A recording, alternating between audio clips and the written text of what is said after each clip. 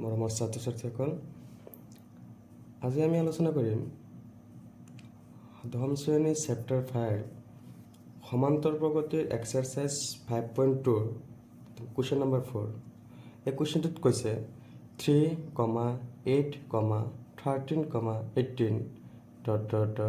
সমান্তৰ প্ৰগতিটোৰ কোনটো পদ 78 হ'ব। এই সমান্তৰ প্ৰগতিটোৰ কোনটো পদ 78 হ'ব এটা মই ওলাব লাগে।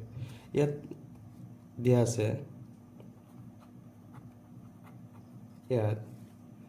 ইয়াতে প্ৰথম পদটি আছে 3, a is equal to 3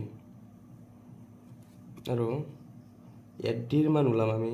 ডিৰ মান ওলোৱাৰ সূত্ৰ আছিল a2 minus a1। ইয়াতে চাবা a2ৰ মান দিয়া আছে 8 minus a1ৰ মান দিয়া আছে 3, তেন্তে ডিৰ মান হ'ব 8 minus 3 is equal to 5 আৰু an ৰ মান দিয়া আছে 78।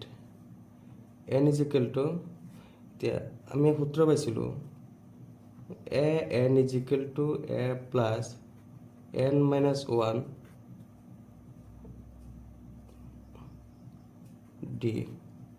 ইয়াতে a1 ৰ মান 78 দিয়া আছে, 78 a ৰ মান 3 দিয়া আছে, n ৰ মান দিয়া নাই, আমি ওলাই ল'ব লাগিব। d ৰ মান আছে 5,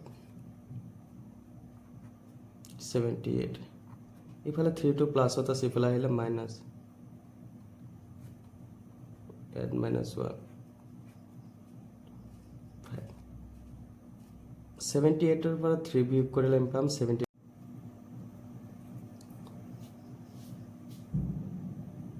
ইফালে 7 ৰ মাজত 5 যায় 1 টাইমছ আৰু বাকী থাকে 2 ইফালে আহিলে 25। এতিয়া 25 ৰ মাজত 5 যায় 5 times is equal to n minus 1। ইফালে -1 টো ইফালে আহিলে +1, 15 plus 1 ইজ ইকুৱেল টু ইফালে থাকিল n। 15 plus 1 is equal to 16, therefore n is equal to 16। গতিকে আমি এনসাৰ কি পালো, উক্ত AP2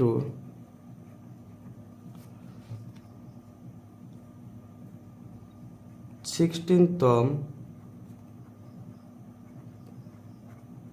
পদটো হ'ব 78। এইটো এনসাৰ।